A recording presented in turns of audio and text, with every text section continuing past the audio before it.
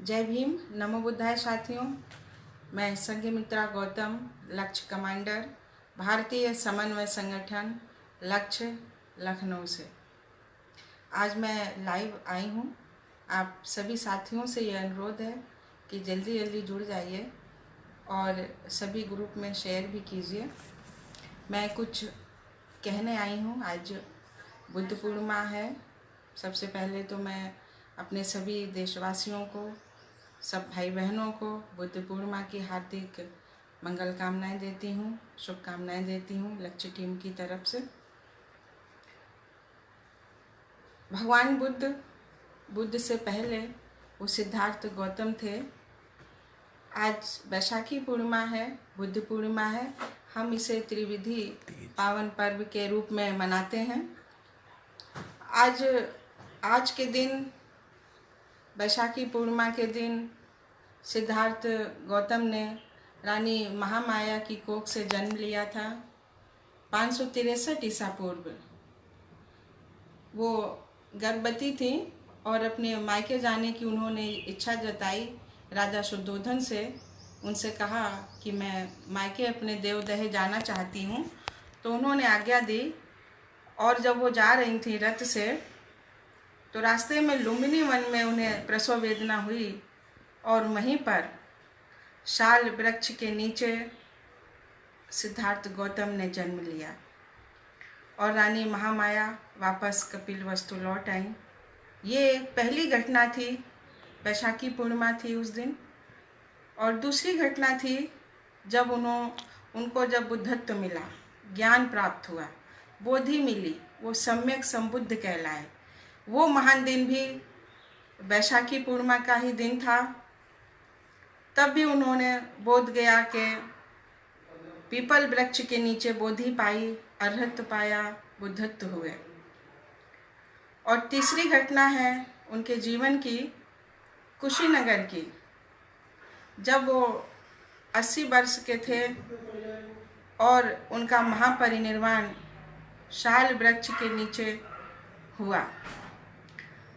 ये वैशाखी पूर्णिमा की 3 घटनाएं बहुत ही महत्व रखती हैं हम सब बौद्धों के लिए। हम सब लोगों की बड़ी आस्था है। भगवान बुद्ध को आज हम सब लोग याद कर रहे हैं, नमन कर रहे हैं।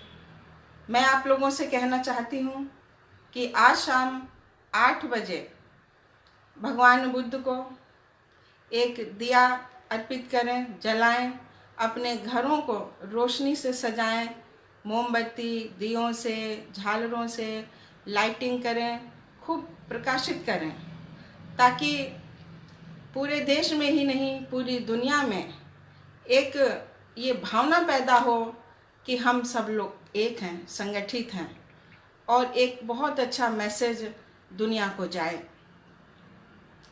आज हम सब लोग मीठे मीठे पकवान बनाते हैं, अच्छा भोजन बनाते हैं, साफ कपड़े पहनते हैं, बुद्ध वंदना करते हैं, परित्राण पाठ करते हैं। हमने भी किया। आप सब लोग बहुत ही हर्षोल्लास के साथ में घर में मीठा बनाएं और अपने घर को प्रकाशित करें।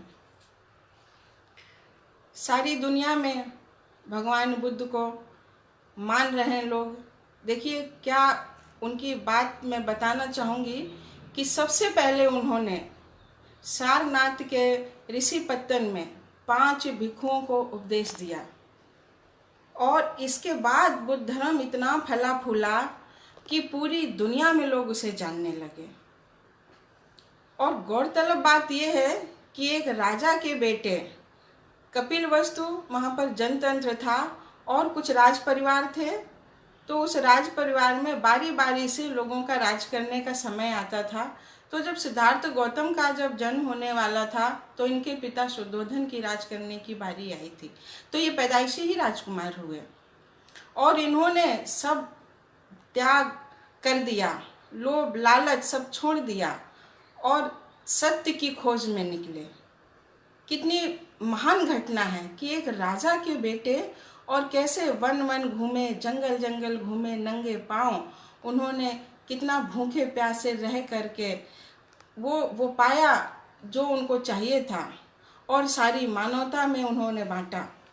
दुख क्या है, उसका कारण क्या है, उसके उपाय क्या है और उस उपाय का मार्ग क्या है, ये उन्होंने खोज लिया।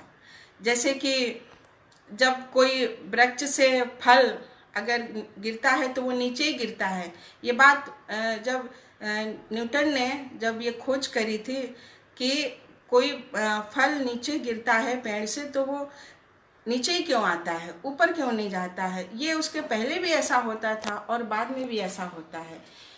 इसी प्रकार से बुद्ध के जन्म के पहले भी जन्म था, मृत्यु था, दुख था, रोग था, संयोग था, वियोग था, लेकिन ये क्यों था, कैसे था, ये किसी ने ना जाना, ये बुद्ध ने जाना और उन्होंने सबको बताया। तो आज हम सारे लोग मिल करके इस बुद्ध पूर्णिमा को एक महापर्व के रूप में मनाएंगे। सब हमारी जो भी हमें सुन रही हैं, हमारी माताएं, बहनें, बेटियां, बच्चियां, भाई, बुजुर्ग, मेरा उन सब लोगों से ये अपील है, ये अनुरोध है कि आज बुद्ध पूर्णिमा के पावन पर्व पर आप सब लोग अपने घरों को प्रकाशित करें, उसमें दिया जलाएं, मोमबत्ती जलाएं, बुद्ध वंदना करें और बच्चों के बीच में चर्चा करें, क्योंकि हमारा देश और ये पूरी दुनिया महामारी के दौर से हम लोग जी रहे हैं इस समय। तो हम सब लोग लॉकडाउन का पालन करते हुए, घरों में रहते हुए और पूरी दुनिया में हम लोग ये बता दें कि देखिए हम सब लोग एक हैं। आज हमारे मजदूर भाई किस तरीके से वो गांव को छोड़ करके औद्योगिक शहरों में कमाने गए, मजदूरी करने गए और जब वहाँ पर उनको ये इस बीमारी से दो चार होना पड़ा तो वो वापस आ रहे हैं, लौट रहे हैं। हम देख रहे हैं कि सड़कों पर पूरा का पूरा परिवार लेकर के आ रहे हैं, छोटे छोटे बच्चे, बच्चियाँ, पाँव में उनके छाले पड़ गए हैं, भूखे प्यासे रो रहे हैं और उनके पैरों में छाले पड़ गए, उनके पैरों की पपड़ी बाहर जा रही है। कितना दुखद है ये। हमारे मजदूर भाइयों के साथ में इस तरह का उनको कितनी प्रताड़ना उनको झेलनी पड़ रही है, कितना उनका पूरा परिवार का परिवार। मैंने देखा फेसबुक पर कि एक बहन अपने 4 साल के बच्चे को लेकर के, वो बच्चा मरा बच्चे को लेकर के वो सड़क पर जा रही है रोती बिलखती। बच्चियां भूख से रो रही हैं, लेकिन फिर भी वो 100-100 किलोमीटर, 500-500 किलोमीटर पैदल चल चल करके अपने घरों में आ रहे हैं। इस महामारी से, ये जो 19 कोरोना बीमारी है, इससे कितनी मौतें हो रही हैं और ये सबसे ज़्यादा असर हमारा जो मजदूर वर्ग है, जो किसान वर्ग है, जो निर्धन है, गरीब है, गांव में जो निवास करता है, उसके ऊपर ज़्यादा ही कुछ परेशानी आ रही है। तो हम सब लोगों को मिल करके उनके प्रति सद्भावना रखनी चाहिए और जितना हो सके, चाहे वो कोई संगठन हो या स्थानीय लोग हों या जो स्वयंसेवी संस्थाएं हों, मैं सरकारों से भी ये अपील करती हूँ कि जितना ज़्यादा से ज़्यादा हो सके उनको राहत दिया जाए। और ये जब लॉकडाउन जब खुले तब उनको रोज़गार दिया जाए, उनका स्वास्थ्य दिया जाए, उनके बच्चों की जो फीसें हैं वो माफ़ की जाएं और जितनी भी उनको बेसिक आवश्यकताएं हैं, मानवीय जो उनकी जीवन के लिए चाहिए, वो उन्हें सारी चीज़ें मिलें। ये भारतीय समन्वय संगठन लक्ष्य, हम लोगों ने भी, हमारी बहनों ने भी इस जो गरीब भाई बहन हमारे जो इस बीमारी से प्रभावित हैं, हमारी एरिया में आसपास स्थानीय जो झोपड़पट्टियाँ थीं, जो गरीब लोग यहाँ पर रह रहे थे, हम लोगों ने यथासंभव वहाँ पर जा कर के उनको राशन दिया, कुछ हमारी बहनों ने भोजन भी दिया। और अभी जैसे पिछले 14 अप्रैल को हम लोगों ने एक साथ संगठित होकर के दिया दीपक जलाया, उसी प्रकार से हम लोग बुद्ध पूर्णिमा भी आज यानी बुद्ध पूर्णिमा को आज रात 8 बजे हम दिया जलाएंगे। 14 अप्रैल को भी एक बहुत बड़ी हम लोगों ने दिखाई कि घर में रह करके कितना बड़ा प्रदर्शन कर सकते हैं। डॉक्टर अंबेडकर की जयंती भी हमने बड़े धूमधाम से मनाई और लाइटिंग की। उसी प्रकार से आज बुद्ध पूर्णिमा के दिन भी हम लोग लाइटिंग करेंगे और ये मैसेज देंगे, घर में रह करके बहुत बड़ा एक प्रदर्शन कर सकते हैं, हम लोग एक बहुत बड़ी ताकत बन सकते हैं। और आने वाले टाइम में कानूनी रूप से हम लोग अपने अधिकारों के लिए, अपने संवैधानिक अधिकारों के लिए सारे लोग एक साथ होकर के सड़कों पर प्रदर्शन भी करेंगे। मैं आप लोगों से ये अपील करती हूँ कि जो भी हमारे जो मानवीय अधिकार छीने जा रहे हैं, ये जो समाज है इसमें अलोकतांत्रिक व्यवस्था लागू है। बाबा साहब ने तो लोकतंत्र का संविधान दिया, एक तरीके से बुद्ध की वाणी है भारत के संविधान में, लेकिन जो गरीब तबका है, जो उपेक्षित तबका है, जो पद दलित है, महिलाएं हैं, किसान हैं, मजदूर हैं, बच्चे हैं, उनके साथ में तरह तरह के शोषण हो रहे हैं। ये जातिवाद और ये पाखंड से हमारे लोगों के साथ में जाति उत्पीड़न हो रहा है, भेदभाव हो रहा है। ये नहीं होना चाहिए। ये भारतीय समन्वय संगठन लक्ष्य इसका विरोध करता है। हम लोग तो बुद्ध के अनुयायी हैं। हमारा तो ये कि बुद्ध धर्म की क्या पहचान, मानव मानव एक समान। हम लोग मानवता के पुजारी हैं, इसलिए हम सारे लोग, पूरे देश के लोग और जो भी हमारे भाई बंधु संगठन चला रहे हैं, संगठन में हैं, वो सारे लोग एक साथ हो करके हम एक आवाज़ बनेंगे आने वाले टाइम में। अभी आप लोगों ने देखा कि जो समाज, जो तबका, जो हजारों वर्षों से सताया गया और डॉक्टर अंबेडकर ने उन्हें प्रतिनिधित्व का अधिकार दिया, और उस प्रतिनिधित्व से जो लोग पार्लियामेंट में पहुंचे, विधानसभाओं में पहुंचे, वो लोग अपने समाज के उत्पीड़न के लिए कि ना हो इसकी आवाज़ वो नहीं उठा रहे हैं। क्या हमने अपने प्रतिनिधियों को इसलिए वहाँ पर भेजा था? क्या इसलिए वोट किया था? आज देखिए कितनी छोटी छोटी बच्चियों के साथ बलात्कार होता है, महिलाओं के साथ बलात्कार होता है, उनको जिंदा जला दिया जा रहा है, और डायन भूत प्रेत के नाम पर उनको किस तरीके से उनको प्रताड़ित किया जा रहा है कि हम लोग सोच भी नहीं सकते। हालांकि ये अत्याचार तो बरसों से होता चला आ रहा है। अब चूंकि सोशल मीडिया के माध्यम से, व्हाट्सएप के माध्यम से हम सारे लोग जान जाते हैं, देख लेते हैं, और ये हर क्षण हो रहा है, पल पल हो रहा है।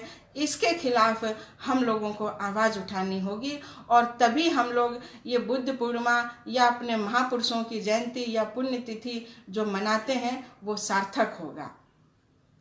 क्योंकि साथियों, ये देश पहाड़ों से, नदियों से, नहरों से, खेतों से नहीं बना करता। ये देश ये इंसानों से बना करता है, लोगों से बना करता है। जब लोग ही भूखे नंगे होंगे, जब उन्हें जानवरों की तरह हाँका जाएगा, मारा पीटा जाएगा, उनकी फसलों में आग लगाई जाएगी, उनकी बहन बेटियों के साथ में बलात्कार होगा, सामूहिक बलात्कार होगा, जो बुजुर्ग है, जो उसकी जीवन की संध्या है, उस पर आक्रमण होगा, तो ये कैसा राष्ट्रवाद है? ये राष्ट्रवाद नहीं है। राष्ट्रवाद ये नहीं हो सकता है। हमें लोगों के लिए जीना होगा, उनके अधिकारों के लिए जीना होगा, और जो दूषित मानसिकता के जो लोग हैं, जो प्रतिनिधि हैं, उनको हमें वोट से बताना होगा कि हमने तुम्हें, हमारे समाज ने तुमको वहाँ पर हमारे अधिकारों के लिए भेजा है, ना कि वहाँ पर आपको मलाई खाने के लिए भेजा है।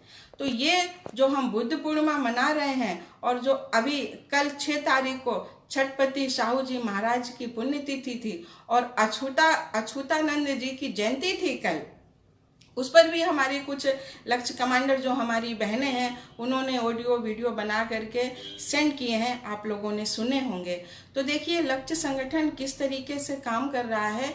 ये स्वार्थ और लालच को छोड़ करके समाज के लिए काम कर रहा है कि उनको उनके संवैधानिक अधिकार मिलने ही चाहिए, क्योंकि हम पीड़ित समाज के लोग हैं, हमारे साथ में उत्पीड़न हुआ है। इसलिए जो शोषित, जो लोग हमारे साथ में अत्याचार करते हैं, जो उत्पीड़न करते हैं, उनके लोग हमारा साथ कभी नहीं देंगे।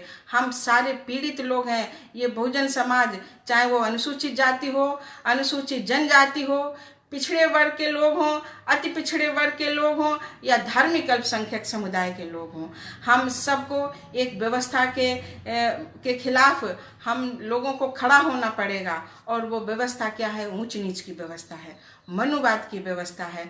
तो जितना हमारा 85% 90% जो बहुजन समाज कहलाता है, वो हम सब लोग उसी व्यवस्था से पीड़ित हैं। इसका मतलब हम में निकटता है, हम में भाईचारा होना चाहिए, हम में उठ बैठ होनी चाहिए, हम में सुख दुख हम लोग आदान प्रदान करें। और किसी के भी साथ, अगर हमारी शेड्यूल कास्ट की बहन बेटी है तो उसके साथ में अगर असंवैधानिक अत्याचार होता है तो वो जो अल्पसंख्यक समुदाय के भाई हैं उनको उसके साथ में खड़ा होना चाहिए, पिछड़े समाज के लोगों को खड़ा होना चाहिए, आदिवासी समाज के लोगों को खड़ा होना चाहिए। उसी प्रकार से अगर जो धार्मिक अल्पसंख्यक समुदाय के लोग हैं, अगर उनके साथ में उनके संवैधानिक अधिकारों का हनन होता है तो SC ST OBC को उनके साथ में खड़े होना चाहिए। हम सब लोग इस देश के रहने वाले लोग हैं, हमारे सब के पूर्वज एक पूर्वज हैं, हम सब एक विचारधारा के लोग हैं, मानवतावादी विचारधारा के लोग हैं। इसलिए किसी भी कोई भी जाति धर्म की अगर कोई बहन बेटी है वो सताई जाती है, उत्पीड़ित की जाती है, उसके साथ में अगर अत्याचार होता है तो हम सारे लोगों को आवाज़ उठानी पड़ेगी। और ये आवाज़ हमें सरकारों तक पहुंचानी पड़ेगी। और जो संविधान में हमें अधिकार मिले हैं उन अधिकारों को हमें छीनना पड़ेगा।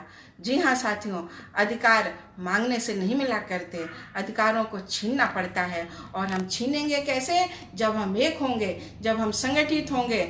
हम लोग 100 करोड़ लोग हैं, बहुजन समाज इस देश में 100 करोड़ लोग हैं और आज वो टुकड़ों टुकड़ों में बटा हुआ है। आज उसके साथ में भारत के हर राज्यों में हम देखते हैं कि उसके साथ में उत्पीड़न हो रहा है, अत्याचार हो रहा है, वो भूखे मर रहे हैं, उनके घर के बच्चे भूखे मर रहे हैं, माएँ 4-4 बच्चों के साथ में आत्महत्या कर रही हैं, फांसी पर आ रही हैं, हैंगिंग हो रही हैं। तो ये कैसा है? और भारत, जबकि भारत खेती प्रधान देश है, यहाँ पर शुरू से 1000 वर्षों से यहाँ पर हम लोग जो है जमीनों में, खेतों में अनाज उगाते रहे हैं। और आज का किसान, आज का मजदूर भूखों मर रहा है। मजदूर जो अपने हाथों में उसका इतना हुनर है, वो बड़ी बड़ी अट्टालिकाएं बनाता है, मकान बनाता है, मंदिर बनाता है, मस्जिद बनाता है, अनाज बोता है किसान हमारा, लेकिन उसके साथ में कितना अत्याचार हो रहा है। वो भूखों मर रहा है, उसका परिवार भूखों मर रहा है, सड़कों पर आ रहे हैं। वो बेचारे अगर अपने गांव को छोड़ करके शहरों में आते हैं तो शहरों में भी सड़क के किनारे, पुल के नीचे झोपड़ी बना करके रहते हैं, वहाँ पर भी उनके साथ में अत्याचार होता है। छोटी बच्चियों को लोग उठा ले जाते हैं, उसके साथ बलात्कार करके उसको वहीं कहीं नदी नाले के किनारे, सड़क के किनारे फेंक देते हैं और उसकी कहीं कोई सुनवाई नहीं होती है। और ये भारतीय समन्वय संगठन लक्ष्य, अगर संगठन के पास में इस तरह की कोई भी शिकायत आती है तो ये संगठन तुरंत ऐसी चीज़ों को तुरंत संज्ञान में लेता है, तुरंत सक्रिय होता है और पीड़ित को न्याय पहुंचाने का काम करता है, उसकी FIR दर्ज करवाता है। जी हाँ, हमारी लक्ष्य कमांडर जो बहनें हैं, उनकी जो पीड़ित लोग हैं, किसी की बहन बेटी का अगर केस है और उसकी FIR दर्ज नहीं होती है तो हमारी बहनें, लक्ष्य कमांडर जो हमारी बहनें हैं, ये लक्ष्य टीम पूरी की पूरी ये हम लोग FIR दर्ज करवाते हैं और शासन और प्रशासन में दबाव बनाने का काम करते हैं, थाने का घेराव करते हैं और ज़रूरत पड़ी तो हम पार्लियामेंट का भी घेराव करेंगे। आज बहुत स्थिति खराब है, बहुत स्थिति खराब है। मैं पढ़ रही हूँ अखबारों में कि जो लोग वापस अपने घरों को जा रहे हैं उनसे किराया मांगा जा रहा है। जो चल करके आए, 100-100 500-500 किलोमीटर पैदल चल करके आए और अगर वो बस ट्रेन में बैठ रहे हैं तो उनसे किराया मांगा जा रहा है, डबल किराया मांगा जा रहा है और पैसे नहीं है तो उनको उस गाड़ी में बैठने नहीं दिया जा रहा है। भोजन नहीं है, पानी नहीं है, उनको क्या मरने के लिए सड़कों पर छोड़ा हुआ है? वो भी इस देश के सम्मानित नागरिक हैं, उनको भी वोट देने का अधिकार है और उन्होंने वोट दिया है। जो आरक्षित सीट से जो पार्लियामेंट में पहुंचे हुए लोग हैं, जो विधानसभाओं में पहुंचे हुए लोग हैं, मैं उनसे सवाल करती हूं कि क्या आप उनके लिए कुछ नहीं करेंगे? क्या आप आवाज नहीं उठाएंगे? हाँ, आप आवाज उठा भी कैसे सकते हैं, क्योंकि आप जिन पार्टियों में गए हैं वहां पर आपकी 2 पैसे की वैल्यू नहीं है। जी हाँ, 2 पैसे की आपकी वैल्यू नहीं है, आप चाह करके भी कुछ नहीं कर सकते, कुछ नहीं कर सकते। और जब तक डॉक्टर अंबेडकर ने कहा कि जब तक हम सामाजिक रूप से इकट्ठे नहीं होंगे, संगठित नहीं होंगे, तब तक हमारी राजनीति भी नहीं चलेगी। मानव कांशीराम साहब ने भी कहा कि सत्ता आए या ना आए, हमारा राज आए कि ना आए, लेकिन हमें सामाजिक रूप से संगठित होना पड़ेगा। तभी हम शासन प्रशासन में, सरकारों में दबाव बनाएंगे और जो हमारे अधिकार हैं उसके लिए हम संघर्ष कर पाएंगे। क्योंकि ये लड़ाई वर्तमान की लड़ाई नहीं है, ये लड़ाई भविष्य की लड़ाई है। मैं अपनी माताओं बहनों से ये अपील करती हूँ कि वो उनके बच्चों की लड़ाई है, उनके नाती पोतों की लड़ाई है, उनके परपोतों की लड़ाई है। और वो लोग आंदोलित, अपने दिलों को आंदोलित करें और सड़कों पर उतरना सीखें। मैं देखती हूँ कि हमारी माताएं बहनें पाखंड में बहुत लिप्त रहती हैं, पूजा पाठ में बहुत रहती हैं। ये जो बीमारी है इस समय, इसने ये सिद्ध कर दिया कि आज सारे मंदिर बंद हैं। जहाँ भी भगवान नाम की कोई चीज़ बैठी हुई है वो सब ताले में बंद है। इसका मतलब कुछ नहीं है। आज अगर कोई कर रहे हैं तो डॉक्टर्स कर रहे हैं, नर्सेस कर रहे हैं, पुलिस कर रही है, लोगों को हेल्प पहुंचा रही है। ये जो मंदिरों में जो बैठे हुए लोग हैं ये कुछ नहीं कर रहे हैं। अगर अब भी हमारी माताओं बहनों की आंखें नहीं खुलें तो कब खुलेंगी? बताइए, कब खुलेंगी? आप लोग इन चीज़ों से बाहर निकालिए। ये भारत का संविधान, ये हमारी पूजा है, इबादत है, मंदिर है, मस्जिद है, गुरुद्वारा है, चर्च है। जी हाँ, हमें भारत के संविधान को हर हाल में बचा करके रखना है। हम इतने सारे लोग हैं, फिर भी पिछले सालों इसकी प्रतियां जलाई गईं। पार्लियामेंट की महज 500-600 मीटर की दूरी पर इसकी प्रतियां जलाई गईं। बड़ा दुखद है, बड़ा दुखद है, दुर्भाग्य है कि देखिए हमारे कितने प्रतिनिधि 131 एमपीज वहां पर बैठे हैं। अगर ये लोग इस्तीफा दे दें तो सरकारें गिर सकती हैं, लेकिन ये लोग ऐसा नहीं कर रहे हैं। मैं अपने बहुजन समाज के भाई बहनों से ये अपील करती हूँ कि हमें इनके भरोसे, नेताओं के भरोसे नहीं रहना है। हमें खुद एक जन आंदोलन खड़ा करना है आने वाले टाइम में, और हम सब लोग साथ में मिल करके, बिना किसी लालच के, बिना किसी स्वार्थ के, बिना किसी लोभ के, हम सब लोग अपने संवैधानिक अधिकारों की आखिरी खून के कतरे तक हम इसकी रक्षा करेंगे। भारत के संविधान की रक्षा करेंगे, डॉक्टर अंबेडकर की रक्षा करेंगे। क्योंकि डॉक्टर अंबेडकर ने कहा है कि अगर ए मेरे लोगों, तुम लोग भारत के संविधान को बचाए रखना, क्योंकि जब तक ये जिंदा है तब तक मैं जिंदा हूँ। जिस दिन भारत का संविधान खत्म हो जाएगा तो समझ लेना कि मैं मर गया। तो मुझे डॉक्टर अंबेडकर को बचा करके रखना है। ये बौद्ध धर्म का जो खंभा है, ये डॉक्टर अंबेडकर ने भारत में ऐसा गाड़ दिया है कि ये कभी हिला ही नहीं हिलेगा। ये उन्होंने खुद कही ये बात। ये बुद्ध धर्म एक ऐसा धर्म कि जिसे लोगों ने इसको दबा करके रखा। जैसे कि मिट्टी होती है तो उसके अंदर सोना दबा दो और वो कितने भी वर्षों बाद अगर आप सोने को निकालोगे तो उसकी चमक कम नहीं होगी, खत्म नहीं होगी। उसी प्रकार से ये बुद्ध धर्म भी है। ये सोना है, खरा सोना है। और ये डॉक्टर अंबेडकर के माध्यम से भारत में आया, हम तक आया, आप तक आया, और इसको हमें हर हाल में बचाना है, क्योंकि बुद्ध की वाणी ही तो भारत के संविधान में है। जी हाँ, हमारे बहुजन समाज के जो महापुरुष संत गुरु हैं, उनकी सबकी वाणी बाबा साहब ने संरक्षित की है, सुरक्षित की है। किसमें की है? जो भारत का संविधान है, जो दस्तावेज है, जो ये हमारी जीवन की पद्धति है, ये आचार संहिता है भारत का संविधान। इसको हमें हर घर में रखना है, इसको पढ़ना है, समझना है, और इसी भारत के संविधान की वजह से हम अपने समाज को हुक्मरान भी बना सकते हैं। अपनी बहन बेटियों को राजकुमारी की तरह रख सकते हैं। वो अपने घरों को खाद्य पदार्थों से भर सकते हैं, अनाजों से भर सकते हैं, अच्छे अच्छे कपड़े पहन सकते हैं, बस में, ट्रेन में, हवाई जहाज में घूम सकते हैं, देश में किसी भी राज्य में घर बना करके रह सकते हैं। DM, CM, PM, doctor, engineer, IAS, PCS हम इस भारत के संविधान की वजह से बन सकते हैं। इसलिए ये हमारी आन बान और शान है। मैं आप लोगों से पुनः अपील करती हूँ कि अगर हम बुद्ध धर्म के सच में अनुयायी हैं, डॉक्टर अंबेडकर के सच में अनुयायी हैं, तो हम उन तमाम जो जाति व्यवस्था के जो पोषक लोग हैं, जो इसकी जो परंपरा को बढ़ाने वाले लोग हैं, हम संगठित होकर के इनको हम मुंह तोड़ जवाब देंगे। मुंह तोड़ जवाब देंगे, तभी ये हमारे जो ये त्यौहार हैं, ये जो हमारी मान्यताएं हैं, डॉक्टर अम्बेडकर के चाहे वो जयंतियां हों, चाहे और भी महापुरुषों की जयंतियां हों, पुण्य तिथियां हों, या बुद्ध पूर्णिमा हो, तभी ये सार्थक होगा। मैं बार बार कहती हूँ, हमें अपने लोगों के साथ में, उनके साथ में होना चाहिए, उनको ये एहसास दिलाना चाहिए कि हम सब एक हैं, उनको सुरक्षा का आभास दिलाना चाहिए। आज ताकत की परिभाषा बदल गई, जो जितना ताकतवर है वो उतना ही ज़्यादा अत्याचारी बढ़ गया है। हमें ताकतवर इंसान को देख करके डर लगता है, उसको देख करके सेफ्टी फील नहीं होती है, हमको उसको देख करके डर लगता है। ये क्या ताकत की परिभाषा है? क्या इसी को कहते हैं ताकत, शक्ति? नहीं, जो मानवता के काम में आए, जो बहन बेटियों की सुरक्षा में काम में आए, जो उनके स्वास्थ्य, उनकी शिक्षा, उनके स्वाभिमान को बढ़ाने में काम आए, हम उसको नमन करते हैं। और ये हमारे महापुरुषों ने हमको सिखाया है कि हम ऐसे तो किसी को छेड़ेंगे नहीं, लेकिन अगर कोई खामखा हमको परेशान करेगा, हमारे अधिकारों का हनन करेगा, तो हम उसे छोड़ेंगे भी नहीं। तो साथियों, आप सब लोगों को बहुत बहुत धन्यवाद कि आपने हमें सुना।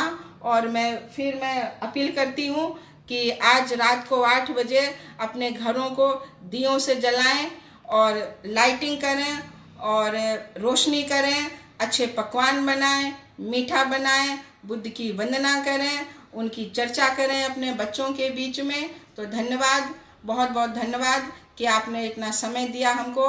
जय भीम, जय भारत। आप सब लोगों का मंगल हो, आप सब लोगों का मंगल हो। धन्यवाद।